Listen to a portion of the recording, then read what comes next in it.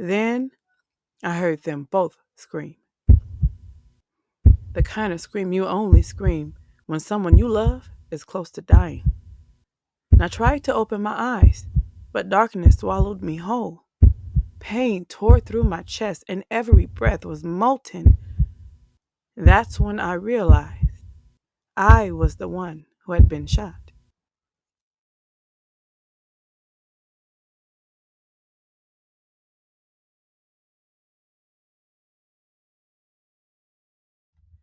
Love ain't free. Everybody who says they love you is going to want something in return. Some people just want you to love them back.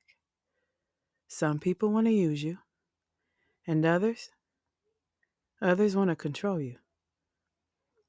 Those kind of people like the way it feels to hurt someone who really loves them, who really cares. What's that saying? Pray or be preyed on? Yeah, that's love, at least in my world. But I tried not to let it harden me. I used to think love was compliance. Thought bending to his every word made me loyal, made me worthy.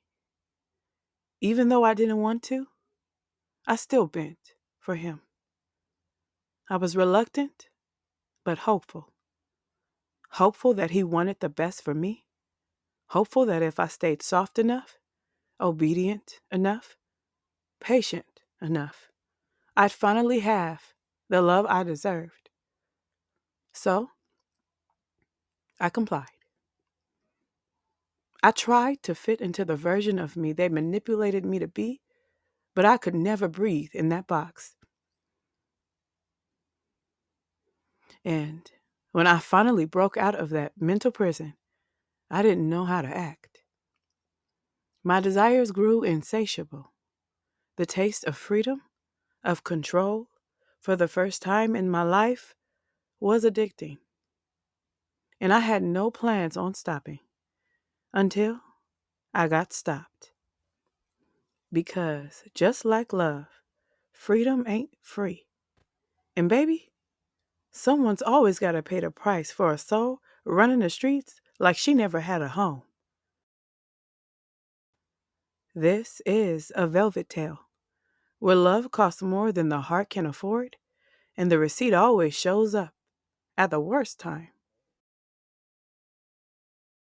Something about the sweet smell of the swisher and the savory scent of weed turned me on.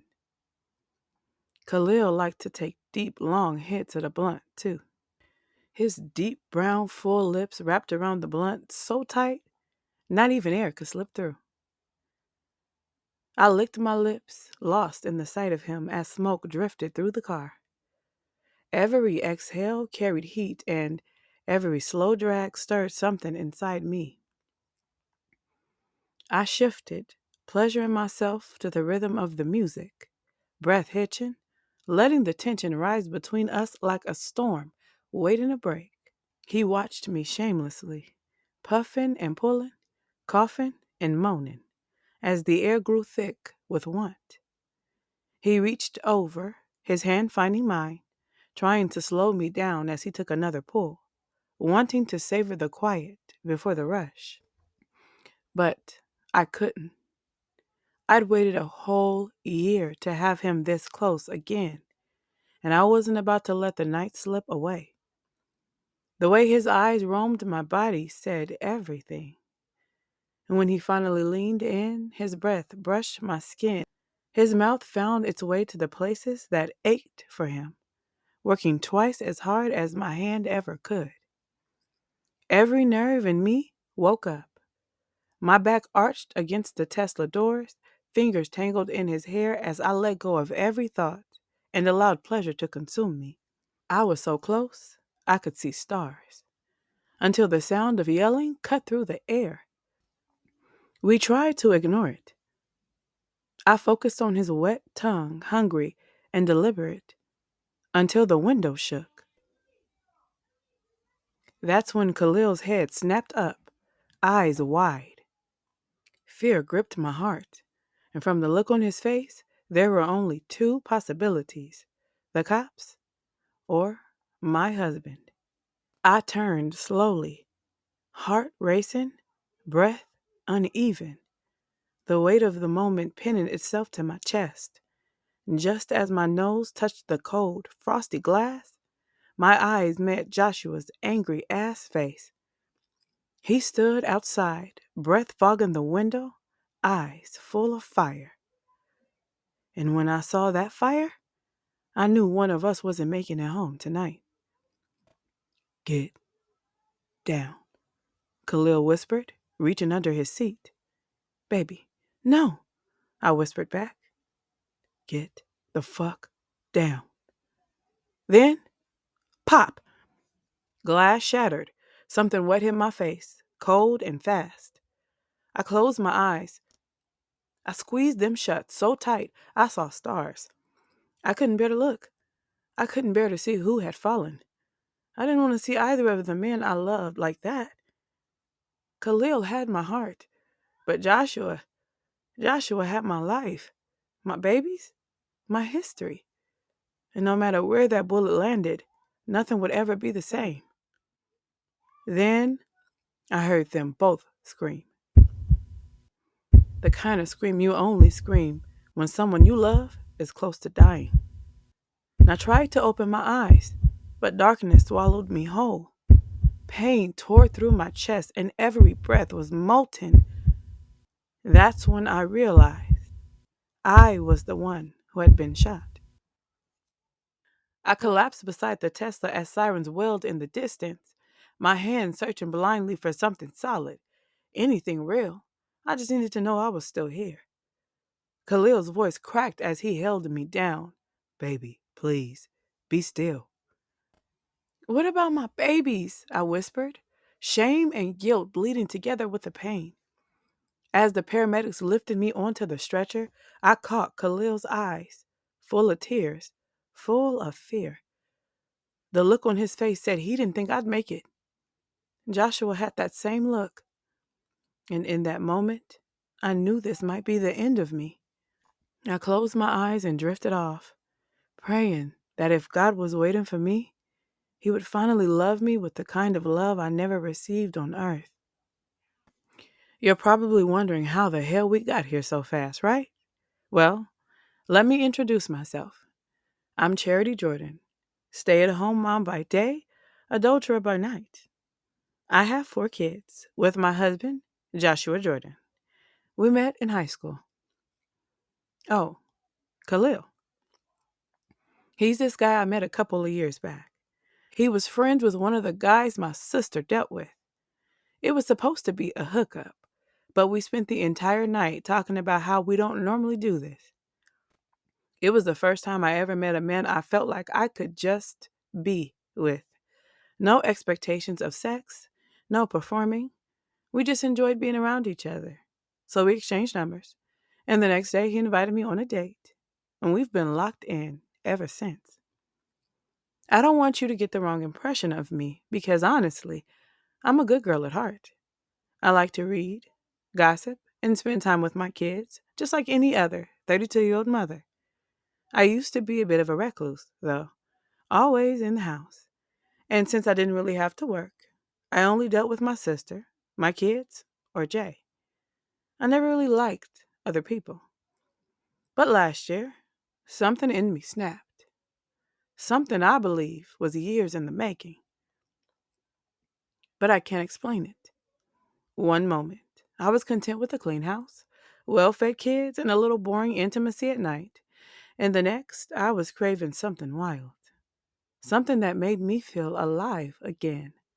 Something like Khalil. The kind of man who reminded me that beds weren't the only places you could make love. I know, it's a lot. So let me take you back to the beginning.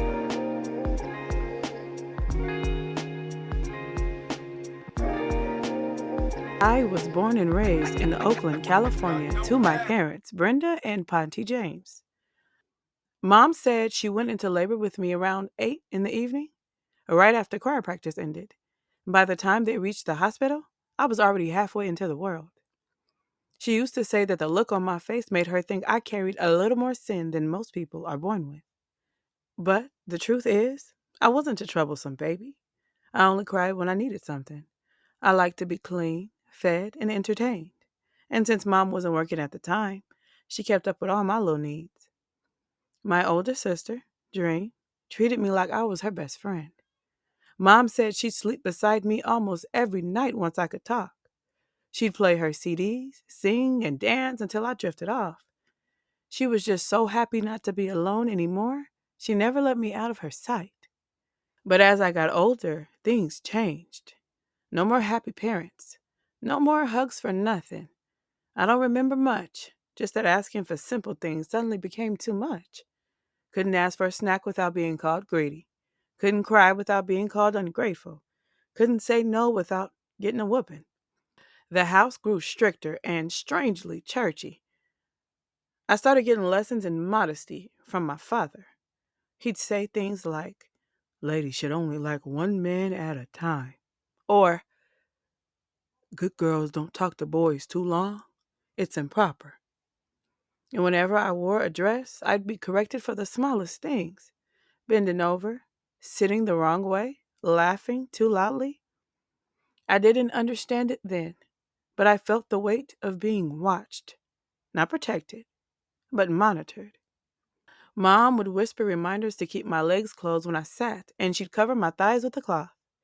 One Sunday, a church member took my hand and complimented my dress. I giggled. I was only 7 and proud of my outfit. But later that night, I learned there were things you couldn't laugh about in our house.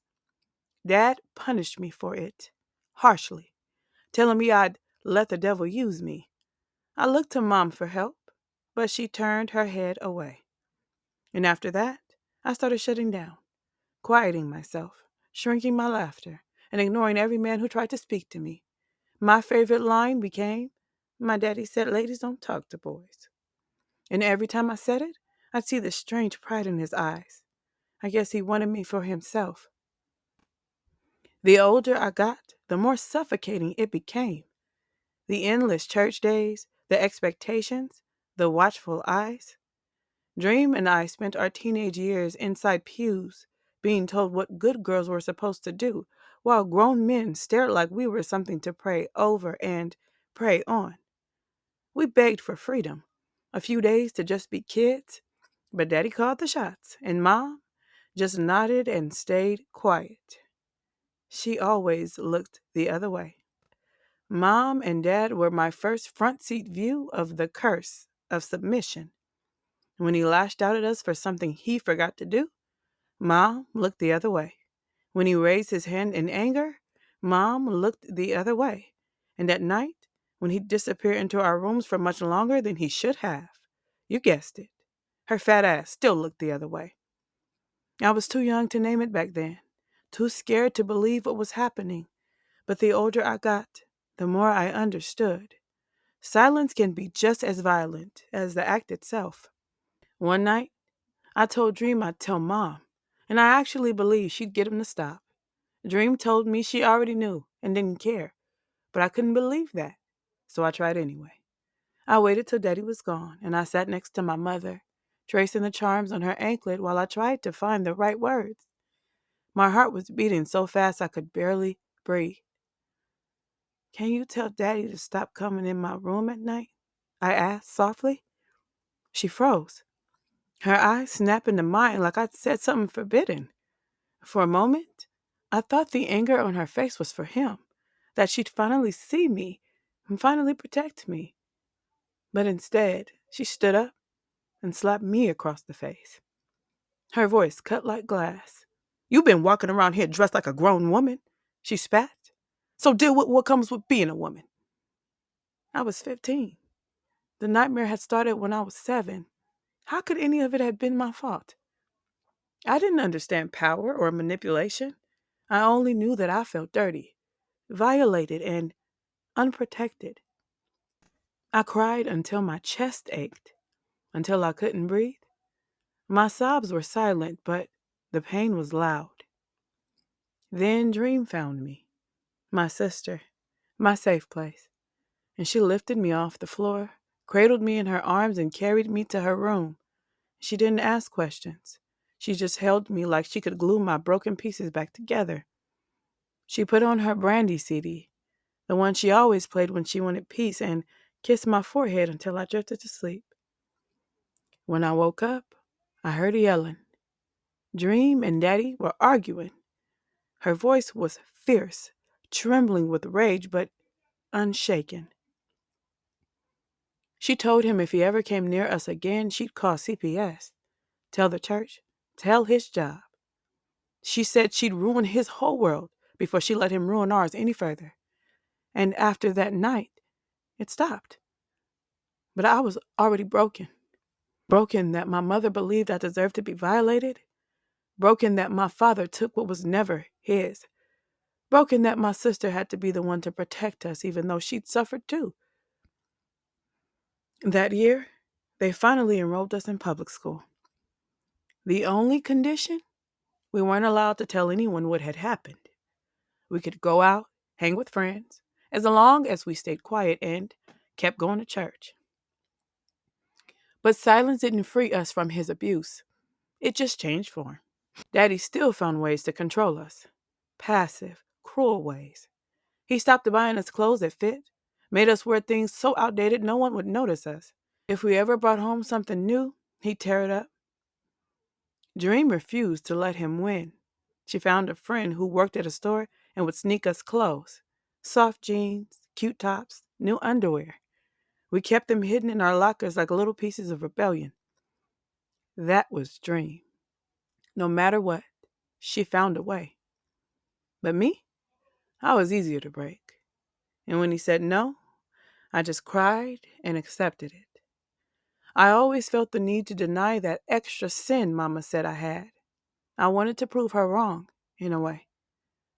So when Dream got ready to leave for college, I panicked. I sat on her bed as she packed. Lamps, bedding, snacks, all the stuff her friend boosted for her.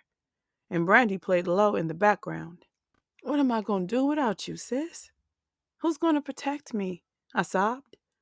She smiled, even through her tears. You got to protect yourself now, TT. I know you can. I seen you play Tomb Raider. I laughed a little. That was our inside joke. I couldn't fight in real life, but in that game, I never missed. When she finally moved out, we hugged like Silly and Nettie from The Color Purple. Daddy ripped us apart just like Mister did to them. And I never forget the look in her eyes, the fear, the guilt, the helpless love. And that same night, he came to my room again. Normally, I would just clock out mentally, but something in me had changed. I wasn't that little girl anymore. Something about the way he sounded on top of me made me sick, and I vomited all over him. He left, furious and humiliated. He told me I was lucky he didn't kill me for that. But that was the last time he ever touched me. And a part of me believes that was God, stepping in to save me when he knew I couldn't do it for myself. School felt so empty without Dream. She'd been my protector, my best friend, my other half. Without her, the world felt too big and just too cold. I spent my lunches alone, sitting by the window, reading anything I could find. Romance novels, mystery books, stories about girls who survived worse and still found a way to love.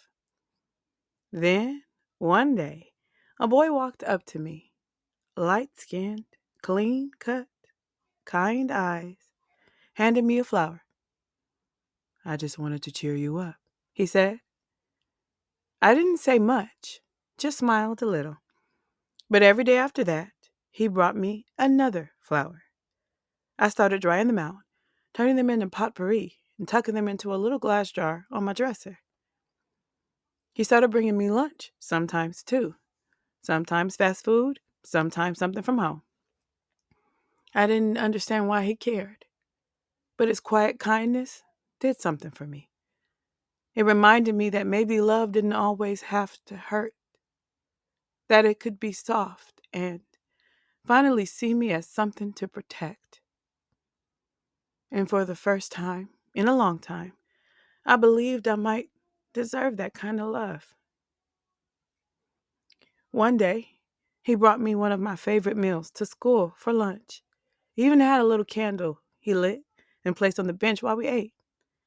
I remember staring at him, stunned, flattered, and a little unsure how to react. That was probably one of the first times I ever felt special. He saw my hesitation and didn't push.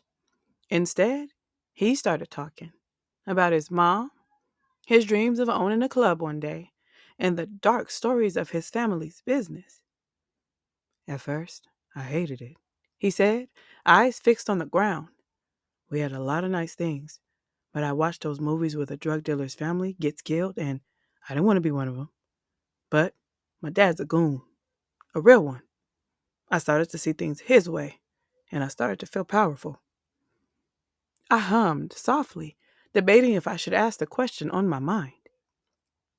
He looked up, almost like he could read my thoughts. Go ahead, he said with a half smile. I've heard it all. Are you afraid of going to hell? He laughed so hard that bits of his food went flying, and I couldn't help but laugh too. We're all going to hell, he said, once he caught his breath. That's not true, I replied. I'm saved. I'm not going to hell with people like you. As soon as the words left my mouth, I saw something change in his eyes. He flinched, looking down at his hands. I realized I'd hurt him, though I hadn't meant to. At least that's what my daddy said, I added quickly, trying to soften the blow. But it didn't work. There he was, this boy who had been nothing but kind to me, who had made me laugh, who made me feel safe. Yet, I'd just thrown my father's words soaked in hypocrisy, at him like a stone. I felt conflicted. How could someone the church would call a sinner treat me with more tenderness than the man who preached holiness in our home? In that moment, something shifted inside me. All those lessons about being saved and unsaved started to blur. Maybe there was a gray space in between, a space where people were just human, and pain didn't ask about faith before it knocked on your door. He got up quietly, left the candle burning, and walked away. Left his food, his bag, and a silence I wasn't ready for. He didn't come back the next day, or the next. A whole week went by, and our bench stayed empty. I even asked his friend, Antoine, if he still came to school, and he said yes, but wouldn't tell me more. At first, I was mad. How could he turn so cold after one mistake? But when I replayed my words in my head, I understood. I'd wounded him, the only person who had ever made me feel loved. So I did what any love-struck 15-year-old girl would do. I went looking for him. I found his address in his lunch bag, the one he'd left behind, and went to his house before school. I remembered him saying he walked to school every morning. So I waited outside with a box of Pop-Tarts and an apology rehearsed in my head. When he came out, I blurted, I'm sorry, before he could say a word. He just stared at me, half confused, half amused, and then laughed. The tension melted. You're lucky I really like you, he said, as we started walking to school together. If it were anyone else, I probably wouldn't have never spoken to you again. And what makes me so different? I asked. He thought for a moment, then smiled. That big, bright smile that made his eyes squint and his skin glow like polished bronze. I just really like you, he said simply. Really? I asked, stopping in the middle of the sidewalk. When he said it again, something inside me melted. That warm, fuzzy feeling you get from your favorite dessert on a perfect day. Like sweet ice cream on a hot afternoon or warm apple pie when it's cold outside. I'd never felt that before. Never believed someone could look at me and see good. And I really want you to like me too. He kissed my hand softly, and something inside me fluttered. Not out of fear this time, but curiosity, maybe even hope. For once, I wasn't thinking about the past. Not my father, not the pain, not the shame. Just this boy, this moment, this strange new thing that felt like healing in disguise. So I smiled and whispered, I think I already do. He smiled back, wide and bright, the kind of smile that makes you believe in forever. And in that moment, I truly thought we'd have one. It was in the way we handled each other, carefully and considerately. I'd seen him be rough with other people, talk to them crazy, even other girls who got on his nerves. But with me, he took time to think before losing his cool, if it ever got to that point. That was rare at our age. We started dating seriously at 16, and by 18, I was pregnant.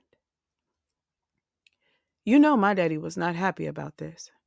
He didn't like sharing me, and a part of me liked that he was angry. I wanted him to see me happy with someone my age, to see me being loved right by a man who cared for and cherished me the way he was supposed to. Needless to say, my dad kicked me out. That was the last time I saw either of my parents. My mom was embarrassed, and my dad's rage ran so deep, I was sure he'd kill that baby if he ever got close to it. So, Jay moved me in with his family. Yes, his drug dealing, gun toting family. The type who had thousands of dollars of product just sitting in their garage at any given moment. But those people took care of me. I'm telling you, my pregnancy living with them was the best few months of my life. They had a fat estate with 2 additional houses on the same plot. They let me and Jay have one all to ourselves, no strings attached. His mom made the staff wait on me hand and foot. I never had to shop for anything. If I so much as coughed, a bottle of medicine would be delivered within the next hour. I was a kept woman, all because I fell in love with the son of the city's hottest dealer. Once, I went for a walk to get some exercise, and one of the girls in the neighborhood thought she was about to make me feel stupid, pointing at my oversized belly hanging over my $500 jeans. I waved her off and kept walking. But then I heard Jay running out from the house with the dogs, guards, and 2 of his brothers. They started walking behind me, daring her to speak again, and she sped up.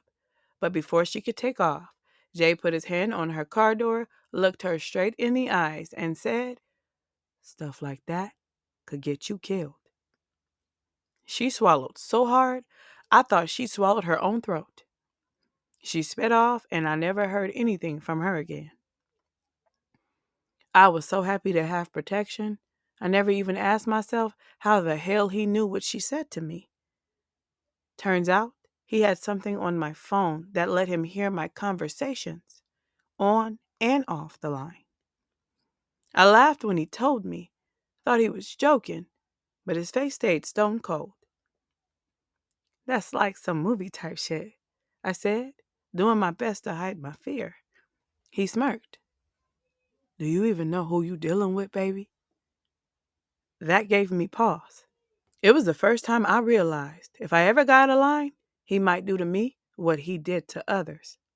Even still, I enjoyed my pregnancy. Real talk. But I started to feel that anxious pull, that whisper that told me to stay guarded. I had this feeling that my fairy tale was shifting into something darker, not because of his family, but because of him. He was like one of those beautiful, expensive paintings that look flawless from afar. But the closer you get, the more those perfect shapes don't look so perfect anymore. Jay could be a dream in love, but make him mad, and he could become your worst nightmare. After we had our first baby, Alexis, He wasn't really hands-on. He leaned on the staff more than I liked. Every time I left the house to see my sister or run errands, I'd come back to find my baby in the kitchen with Ulysses, the cook, or in the laundry room with Grace, the house manager. I didn't mind the help. They loved Alexis and treated her like their own, and I loved them too. But I wanted our baby to know her daddy's hands, the way I never knew my own. I was so serious about that, about having a man who wanted to be a father, who cherished our baby girl and set the standard for every man who'd come after him. I refused to be like my mother, that silent doormat of a woman who let life happen to her. So every time I came home and found someone else holding my baby, I brought her back to him. The first few times, he apologized, said it wouldn't happen again. But when Alexis turned about 6 months old, she started noticing when I wasn't home, and she'd cry hard when she realized I was gone. Jay hated those fits. Alexis would swing her little fist and push him away, crying like her heart was breaking. She be crying like she ain't with her daddy. I don't like that shit, he said. Maybe if you actually held her and loved on her the way I do, she wouldn't, I said softly. He went quiet, too quiet. I heard him inhale long and deep, but I never heard him exhale. That was never a good sign. So what? A sinner like me don't know how to love his own baby? He said, voice eerily calm. His eyes narrowed, head tilted slightly, waiting for me to say something reckless. Jay, I apologize for that a million times. But now I don't love my baby. It's 'cause I'm a sinner, right? I never said that, I replied, trying to stay calm, careful. I just want better for Alexis than I had. You know what you were trying to say. I want her to love her daddy like I do. I stepped closer, softened my voice, and grabbed his waist. His shoulders loosened just a little. He placed a hand in my hair and he hugged me back. We swayed to the rhythm of the lullaby coming from the side of Alexis's expensive-ass crib. I looked relaxed, but being with Jay taught me how good an actress I really was. You know those cop shows where there's a live bomb, time's running out, and they're waiting to hear which cord to cut, but they only have 10 seconds. So they just pick one and close their eyes, praying it's the right one? That was me in that moment. I wasn't relieved because I knew this bomb named Jay could go off at any second without warning. Once we moved out of his parents' home and got our own place, we were juiced. At the time, we had 2 girls, Lexus and Angel, but I was pregnant with Allegra. His pops gave him $45,000 just to furnish it, and we went all out. Custom beds, custom couches, brand new hot tub for that fat ass backyard. It wasn't like his parents ever made us feel like a bother, but I wanted to make love to my husband and be loud without fear of his dad hearing us or his mom seeing us. So, living with them saved us a lot of money, but I just wanted my independence. Our first place was in a nice neighborhood full of other black families. Beautiful couples where the men worked all day and the women stayed home, spending what their husbands earned. Needless to say, I fit right in. The homes were luxury, mid-sized places with big backyards. Just walking through them in the mornings gave me real housewife vibes. But once I settled in, I started noticing things I didn't like. During the day, the neighborhood was lively and vibrant. At night, it turned into an episode of Desperate Housewives. I'd hear women screaming, crying, loud thumps, and the occasional gunshot or two. It's one thing to hear a random gunshot, but knowing it might be a man using it on a woman who loved him, that terrified me. Then I realized why Jay liked this neighborhood so much. But I stayed agreeable, just so I wouldn't end up like those women, and it worked for a while. I kept him satisfied, fed, and rested so he'd keep his temper to himself. He'd come home in a foul mood and I'd be there, dinner ready, lingerie soft and short, doing whatever it took to keep the peace. But giving my body just to keep him calm made me sick. It reminded me of those old wounds inflicted by my father, that feeling of lying there and surrendering something that should have been mine in exchange for temporary safety. I told myself I was surviving, but deep down, I knew it was the same pain repeating itself. If I were an oven, my daddy did the preheating and Jay came in with the fire to finish the job because what my father did was bad, but Jay, he destroyed what little good I had left in me. One night, he came home darker than usual, his eyes colder. Normally, the sight of me waiting in lace would soften him, but not that night. Let's just say his energy was dark and chaotic. What happened after isn't something I like to replay. I'll just say it like this. I tried to please him, tried to keep things calm, but he turned the act into punishment. It was rough, violent, and humiliating. I couldn't breathe, couldn't even think. And the next thing I remember was waking up in the ER. They told me I'd been unconscious for almost 30 minutes. Girl, the next time you try to give head, come up for air. Dream joked as she and Jay laughed together about it. But I wasn't laughing. He had hurt me badly, and the look he gave me as he laughed with my sister chilled me straight through. I used to think men hitting their wives was the worst kind of abuse, but Jay showed me differently. He never lost his temper, so I could never see it coming. I think he liked it that way. His unpredictable attacks made it damn near impossible to protect myself, and he was a master of making people believe he was the victim. He could flip any story, and everyone would believe him. The night I got discharged, he demanded intimacy again. My body shut down. I couldn't feel anything. He didn't even notice, and he didn't even care. He just did his thing as my mind drifted away and my face turned to stone. Somehow, I convinced myself that this was love, and I stayed. Then, he started cheating on me. Jay would come home smelling like another woman, stripping down right in front of me, still careless with the evidence. Did you even try to clean yourself after? Looks like you just pulled out and ran home. I snapped as I wiped the kitchen counter. What else would you expect from a sinner? He said, giving me that cold, blank stare that could burn a hole through a wall. I froze, shook my head. The disrespect was unbelievable. So that night, I packed my things and went to my sister's house. But I only stayed there for a week because he lied to Dream about why I left in the first place. My older sister may have been single, but she was a sucker for our love. He greased her up something good, too.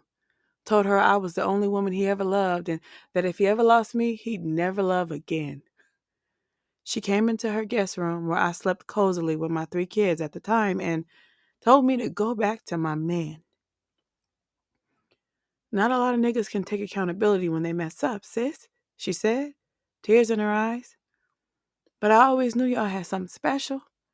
Just give him one more chance. She helped me get the kids dressed, and I just went along with it because she looked up to Jay and me. I never saw my older sister believe in love until Jay and I met, fell in love, and built a family. And I couldn't break her heart and tell her it was all a lie, that the man I painted as a dream had turned out to be a nightmare. So we went back home. That same night, he came into our bedroom holding a box and sat on the edge of the bed. He started chatting about bills, his pop's health, and the kids' school stuff. I lay on my side, scrolling through my phone, occasionally nodding or reacting with fake shock to make it look like I cared, even though I didn't. My pops ain't doing too good, he said, opening the box and pulling out a powdery white substance. He laid it on the glass tray that sat on the bed. I looked at him like he spit on the sheets. He knew I didn't want that stuff around my kids. but I said nothing. They're saying he only got 4 months left, and even that's generous. He was talking between short sniffs, his tone fading in and out. Then he looked at me with those evil eyes, pushed a rolled up dollar bill and mirror toward me. I just stared, my hand gripping the bed, fighting the urge. Things have been rough lately, babe. I know this. I want to give you a break from all the bull, he said, kneeling beside the bed like he was proposing again. I hesitated. I had only seen Jay use it before.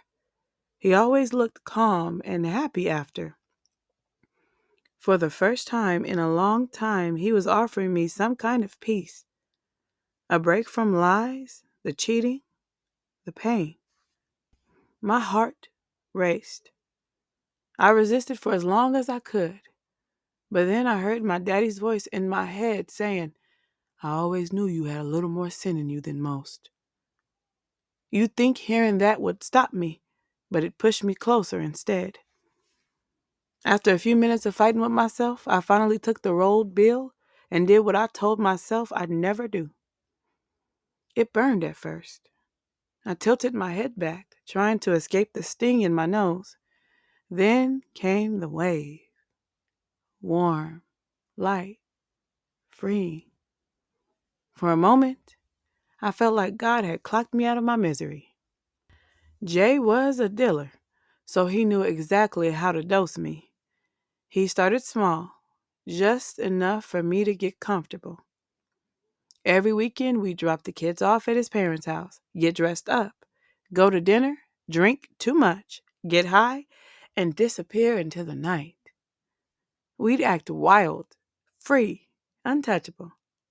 Then Sunday would come and we'd sober up, pick up the kids, and pretend we were just a normal couple again. It became a cycle I couldn't break. Every time I got close to calling him out, or he got caught doing something he wasn't supposed to be doing, he'd offer me another fun night out. Let's just clock out for a couple of days, he'd say, and I'd fold. Every time. We lived like that until I got pregnant with our last son, Baby Jay, named after him. We were terrified when we found out, and that fear drove us to church every Sunday for a month, begging God to make sure our baby came out healthy. By month 6, the doctor said everything looked perfect. No deformities, strong heartbeat, a healthy baby boy. We were relieved. The drugs, the cheating, the chaos, it all stopped. At least for a while. And we started falling in love again. Jay would read to my belly every night, kissing it between every line. He'd tell our baby that he was coming into a family that loved him and that his mama was the queen, the only woman who had ever held his heart long enough to change it. And I believed him. For the first time in years, he was acting like the man I married. Protective, present, content. When I went into labor with baby Jay, we were making love, wrapped up in something that almost felt like peace. He had me against the wall, one leg up on the custom holder he'd had installed for me, as he moved with a deep, careful rhythm, gentle enough not to hurt the baby growing inside me. He held my back and kissed my neck, driving me half crazy in that way only he could. My legs were spread so wide you'd think I was already giving birth. And just when he was lost in the moment, I felt my belly tighten, something sharp, something violent. A contraction. Then, suddenly my water broke. Jay laughed, thinking I had just let go all over him. Damn, I had you like that? He asked with that smug grin of his. I think that was my water, I said, and he jumped back so fast, his face changed from cocky to terrified. By the time we got to the hospital, Baby Jay's head was already showing. The staff told me not to push until we got into the room, but the second I hit that bed, one strong push was all it took. Baby Jay came out kicking and screaming like someone had disturbed his good sleep. Jay and I sat there crying tears of joy, sharing soft kisses between the chaos. Baby Jay felt like a new beginning. I was just grateful I got another chance to love the man I married instead of the monster he had become. That night felt like a honeymoon. Jay made sure I had everything I needed. His mother brought in a huge cart of high-end postpartum supplies: pads, diapers, cooling packs, healing balms, everything. My father-in-law came through with a full buffet from Zola's soul food restaurant for everyone to enjoy as they met the new baby. It felt like the baby shower we never had. Once everyone left, Jay arranged for a masseuse to give me a 2-hour rub-down. The first hour was full body. The second was a head massage that sent me right into an exhausted, well-deserved sleep. I had everything a new mother could ask for, and I appreciated it, but I still had that feeling, that little whisper that always came when things were too good.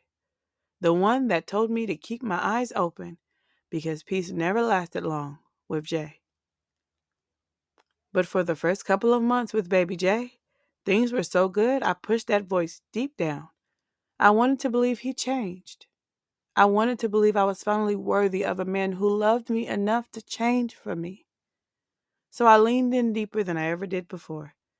I love Jay more now than I ever had. He was my air, my calm.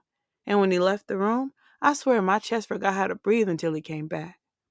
He made me feel safe, protected,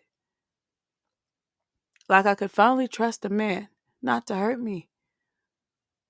So when his ex, Janine, messaged me on Instagram saying she had a baby the same age as baby Jay, claiming Jay might be the father, I told her bitter ass to stop being messy and move on. I had no reason to believe my husband, the man I adored, would ever stoop that low. Not now. Not after we'd finally gotten it right. I didn't even question him about her accusations. That's how much I trusted him. One night, though, he said something that made my stomach turn. We were watching a podcast on YouTube as baby Jay slept between us. The topic was about whether you could use protection with someone you'd already been with. I leaned over and kissed him playfully, whispering, "I'd never make you wear rubber." He looked me dead in the eye and said, "I never wore rubber in my life." My mind went back to his wild days in the streets and my heart dropped. So he'd been with me and whoever else without protection? I shook it off. Didn't want to ruin the moment. Things had been good. I just let it slide. Until the day he was served with paternity papers. That morning, he'd been extra sweet. Brought breakfast, drove the older kids to school, even kept baby Jay home from the daycare so we could take him to the park. We came back and sat in the driveway, and he buttered me up something awful. "You know, when I met you, I knew we were going to enjoy life together," he said, eyes glossy. "Oh, yeah?" I smiled, leaning into his affection. "Yeah, we got something special, Charity. I don't know what I'd do without you." "Well, you'll never have to find out," I said, kissing his cheek and hugging him tight. Just then, a black car with government tags pulled up, windows tinted dark. "Joshua Hassan Jordan?" the man asked. "That's me," Jay said, stepping forward, his tone cautious. "You've been served," the man replied, handing him a manila envelope, snapping a quick picture, and driving off. "What is that, Jay?" I asked, nervous. "Probably some work stuff," he said, leaning against the car, opening the envelope slow as molasses. To this day, I believe he knew exactly what was in that envelope before he even opened it. "Damn," he muttered, covering his face. Remember, Jay never liked to look bothered, so when I saw him sweating over a stack of papers, I knew it was bad. Now I snatched the envelope and started reading. And just like that, our perfect 2-year run was over. The thick stack of papers read, "Petition for Paternity," in bold black letters.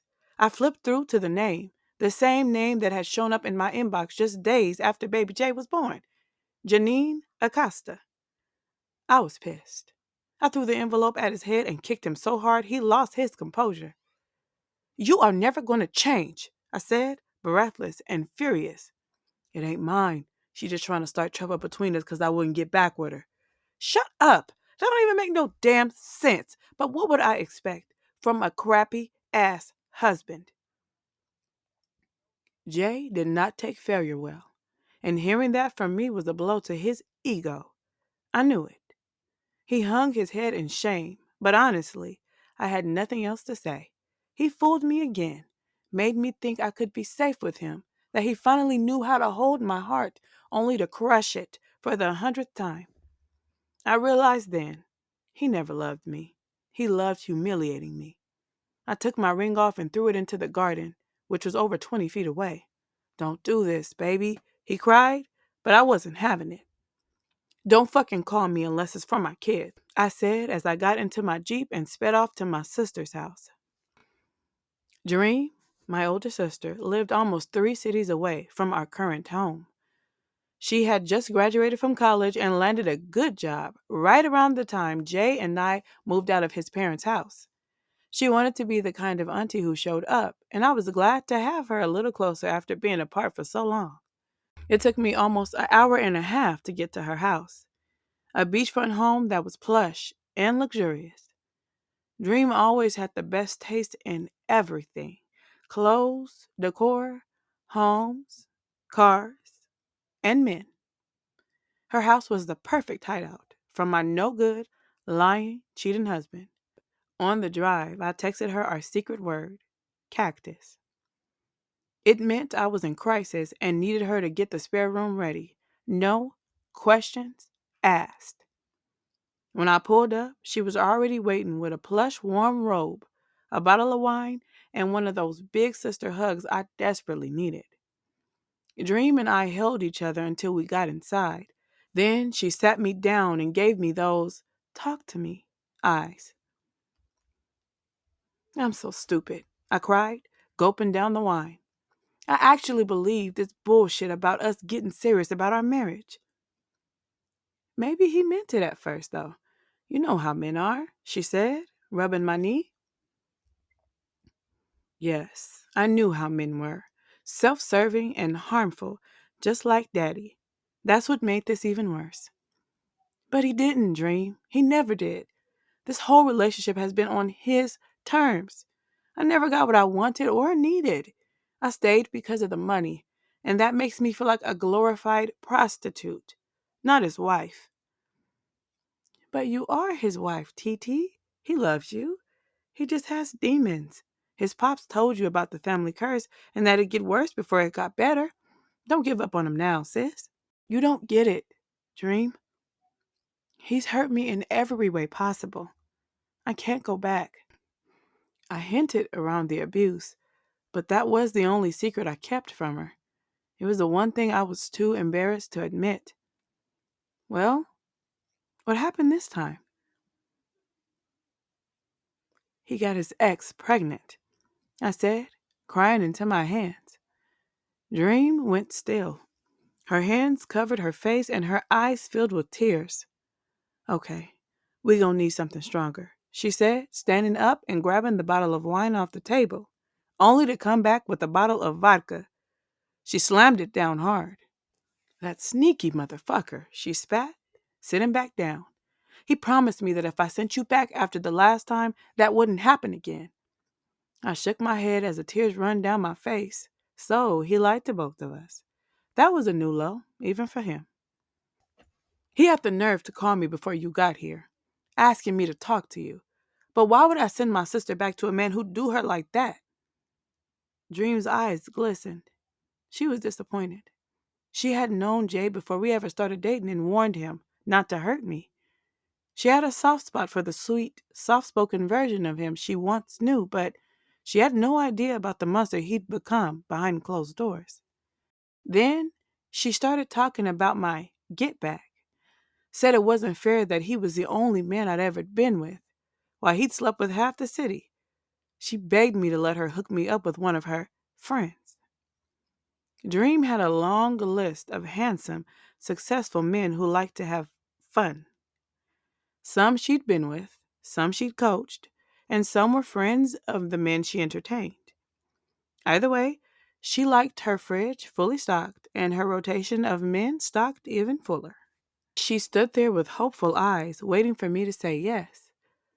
I knew if I went there, I could never go back to being the woman who belonged to Jay. I used to brag about my short list of men, but after finding out how reckless he'd been, I regretted ever giving him that honor. Dream slid her iPad toward me, a photo already pulled up. A man so fine I forgot how to blink. I looked at her in disbelief. Is that what you got going on? I asked, half joking, half shocked. She widened her eyes and whispered, There's more where that came from. Wearing the most devious grin. More like him? I asked, wide-eyed and already drooling. Some look even better than him, she said, smirking, this grin even more devious than the last.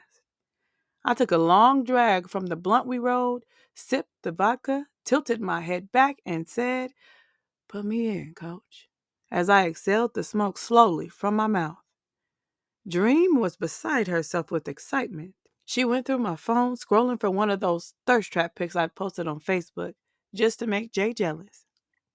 We can finally put these to good use, she bragged, working my phone and her freak pad, aka her iPad, like a matchmaker. Finally, she set my phone down, tilted her head back, and exhaled dramatically. It's done, she said. Expect your package at 12:30 tonight.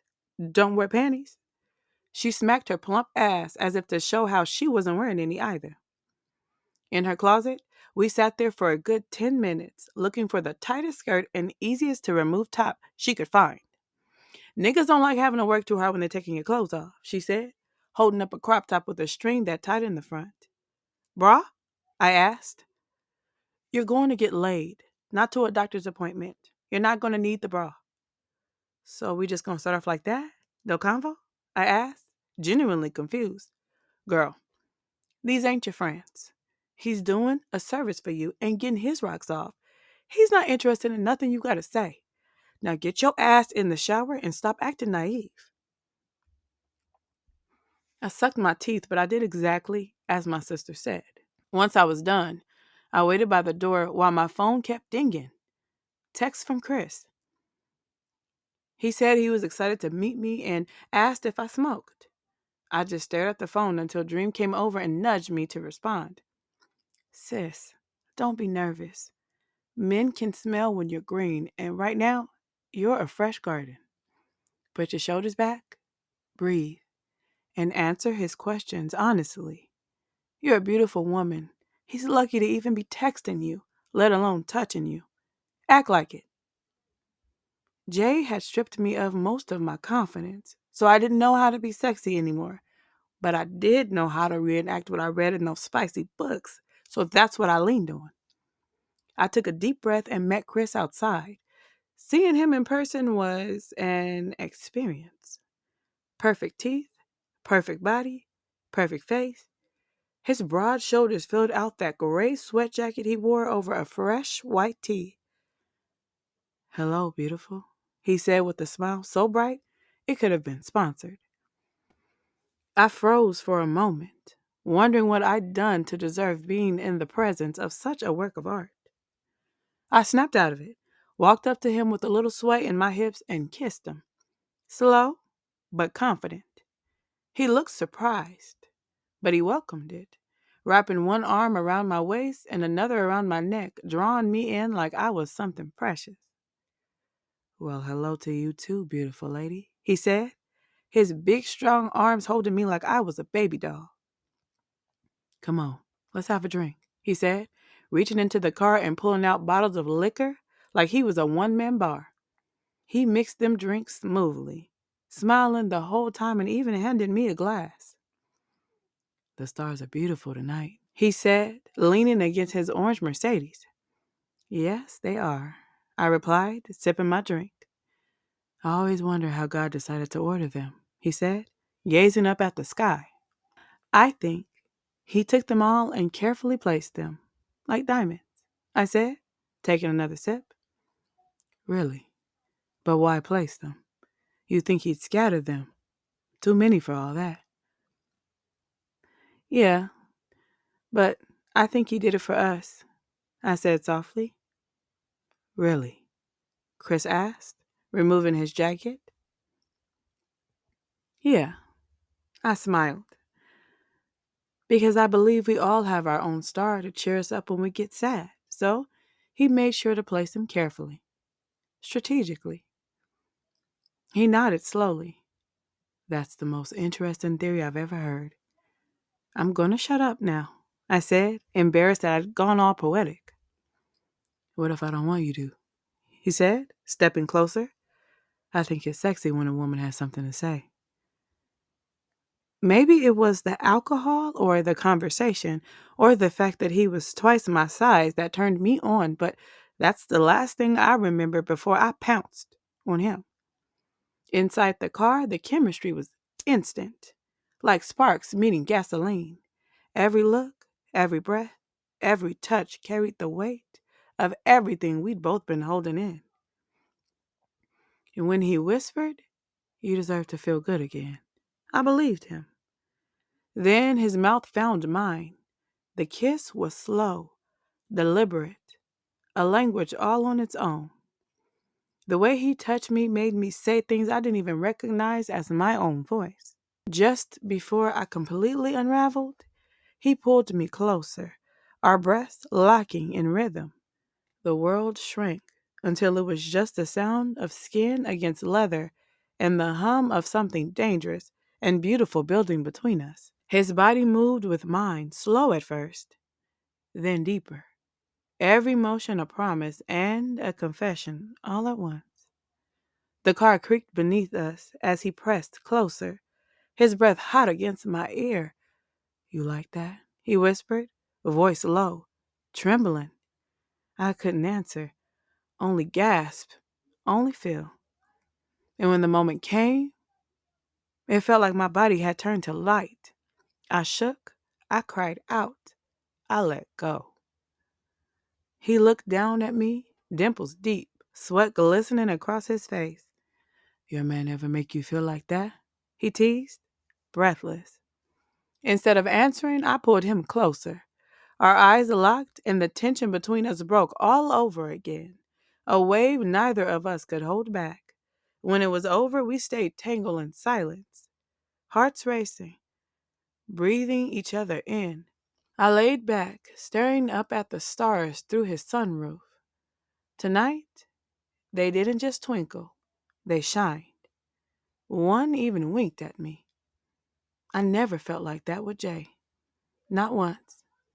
And from that night forward, I started chasing that high, the thrill of being reckless, the freedom of not giving a damn. Chris made my body remember what it felt like to be in control and to dominate in all the right ways. When it was over, he asked for my number, said he'd love to hear more about my theory on stars. I smiled and gave it to him, assuming he was just being polite. But then he texted me the next night. That text stayed with me. I tried not to overthink it, but it felt good to be wanted without begging for it, to be seen without explaining myself. And for once, I didn't feel guilty for feeling good. The next couple of days, he'd check in every evening. Simple things. How's your day? Or, you eat yet? The kind of care I hadn't felt in years. By the time he said he wanted to see me again, I didn't hesitate. I knew it was reckless, but that was becoming my favorite feeling. A couple of nights into my stay at my sister's house, and Dream asked me if I planned to go back to Jay. You don't have to go back all the way, sis, she said softly. Go back, take your heart out of it, and get what you need so you and your kids could be good before you leave. I don't know, Dream. My daughters already spent the first part of their lives watching Jay disrespect me, and me accept it. I don't want to be like Mom. You're nothing like Mom, she said, rubbing my leg. Mom would have never had the courage to leave or even make a plan to. Mom was a coward, but you're not. I feel like one. I let this go on for way too long, I said, tears spilling over. Dream came and kneeled in front of me, locking eyes with me. Go back to prepare, not to be complacent, sis. You put your heart into everything you do, and that's beautiful. But not everybody deserves your all. People like Jay, they deserve the bare minimum. You're right, I said, wiping my tears. Get prepared to get you and your kids out of there, she said, her tone sharpening. But before you go, take some time to give him his own medicine. Then she handed me her freak pad. I looked at her like she had just handed me the whole world, or something way more valuable. Sis, I can't. This is your life, I said, pushing it back to her.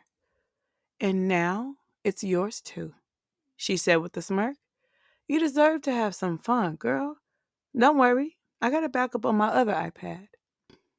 She slid it into a pretty pink case and tucked it in my purse. Have a ball. Or two, she teased.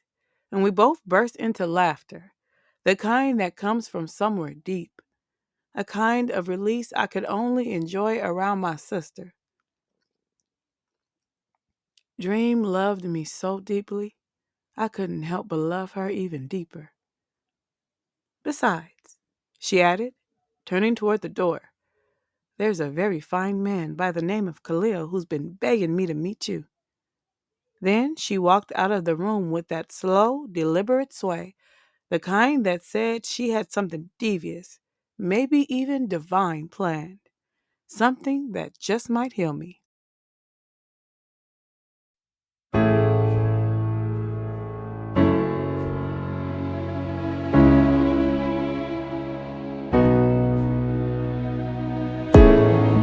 I wanna take it back, but I can't. I wanna leave it behind, but I can't. It's not easy to love you, darling. It's not easy to love you, darling. Should I love you in the moment? Should I tell you all the problems? It's not easy to love you, baby. It's not easy to love you, baby. It's not easy to love you, baby. You just run